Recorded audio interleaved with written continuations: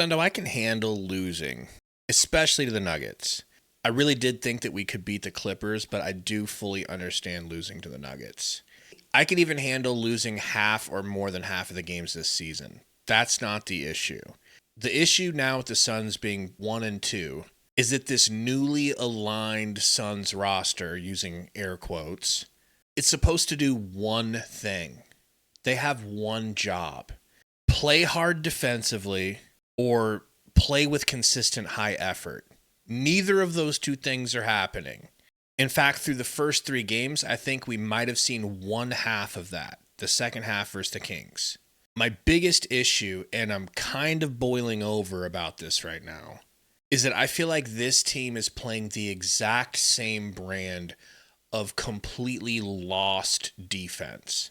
There's some new intensity with Dillon Brooks, and I think Ryan Dunn's playing with intensity. And they're not the only two, but they are either as bad or worse at closing out at the 3-point line, and that will be the death of us.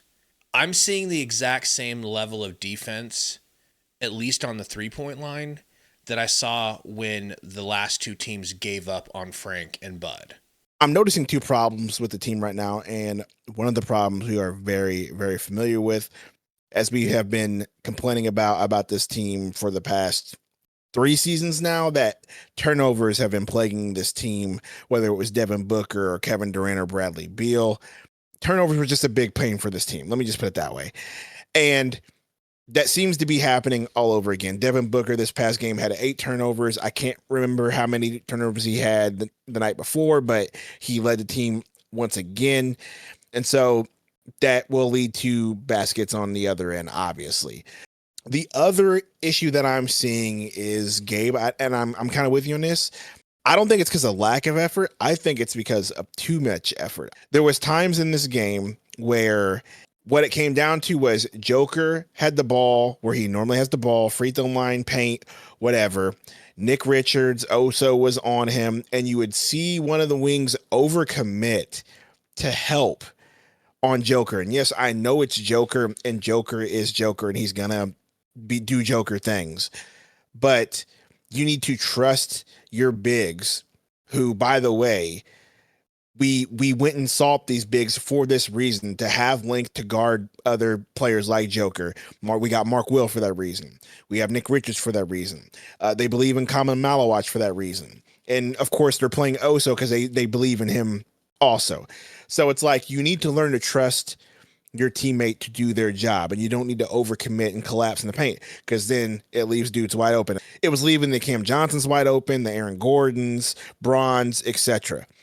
I thought that was the biggest culprit in both of these games, actually, where both of these teams had pretty good sized bigs. The Clippers had Zubats and Brook Lopez, and that was an issue as well. And then this bleeds over into Jokic and Valanciunas.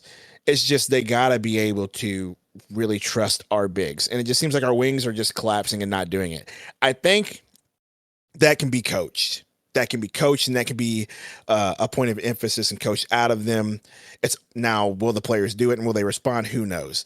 But I think these 2 things are fixable. Stop turning the ball over and giving them chances to score, and then stop overcommitting on defense. Trust your teammates to do their job, and then you do your job. This video is brought to you by our presenting sponsor, FanDuel. Sundo and I will be using FanDuel Sports all season for every bet and parlay.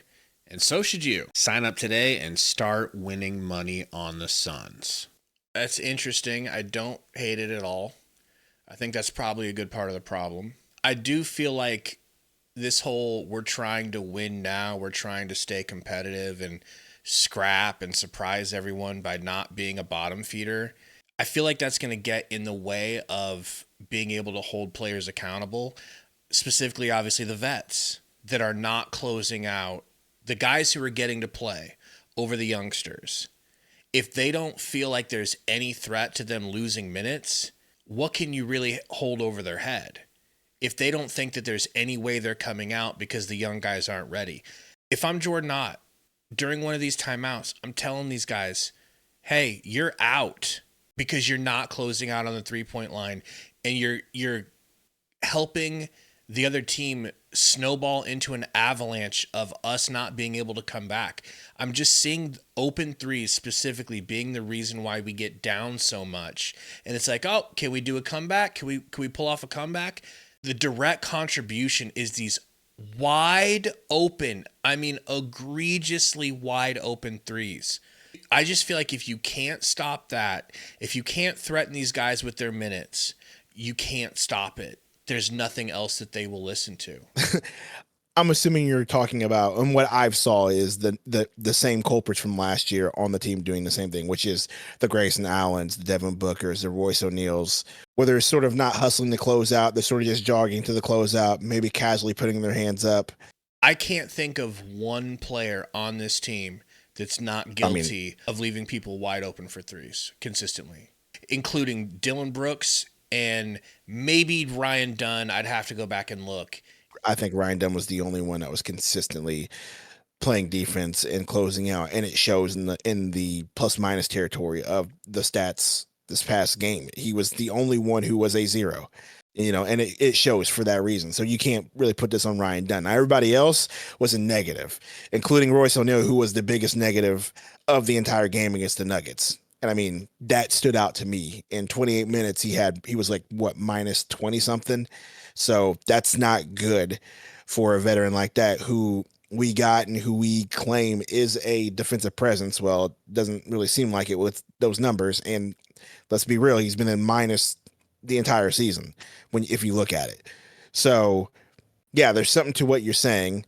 Now, will they actually do it? I hope so. I hope seeing Malawach in this game against the Nuggets getting 14 minutes has something to do with that. And I hope maybe we'll see Fleming more. You know what I mean? Like, I hope that does happen.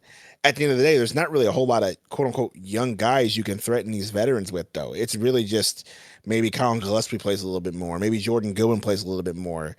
Maybe Livers plays a little bit more. I don't see Brea coming out because he's out of, defensive. We talked about this. Defense for Brea isn't his strong suit. I agree. Maybe he could, but like, who are you really going to threaten playing time with? What young guys? Just Fleming and Malawach at this point. And I really do feel like they're getting ready to start getting some minutes after this past game. We saw Malawach get 14. Fleming got 4. I don't see any difference between Fleming and Nigel Hayes-Davis, so hopefully we start seeing more Fleming minutes. We could definitely use them with his length and athleticism. So I get what you're saying. I just don't know who are you going to threaten playing time for? Because there's plenty of veterans on this team. I think it would be a revolving door and an understanding of you lose your minutes now, someone else, anyone else, but it's not going to be you. So someone else, it's like musical chairs. Okay, now you're sitting in the chair. Will you go guard the 3? Oh, wow, you did. Guess what? You're rewarded with minutes. It's changing the culture of the only people that are allowed to play on this team are the people that do not allow wide open threes. And the second you do, you get pulled for anyone. I don't care if it's Livers. I don't care if Jalen Green gets pulled for Livers and then Livers gives up open threes and then you put Jalen Green right back in. It's just the action of pattern interrupt and setting a precedent that when this happens, you come out. And I think you and me pretty much agree. Like, I agree with you. It's turnovers. I think the bigger issue is the threes. You probably think it's the turnovers. But I'll tell you, we've been giving up 70 points each of the first halves this season so far, basically. Maybe give or take a point or two. I truly believe it's because we're giving them so many open threes. That's what balloons their score up to 70 plus in the first half. Can't win like that. No, you can't win like that. And I mean, I'm with you on that as well. I do think it's turnovers, but I also just think it's just coaching and positioning. It's not hard to stay on your man and trust your teammates to guard.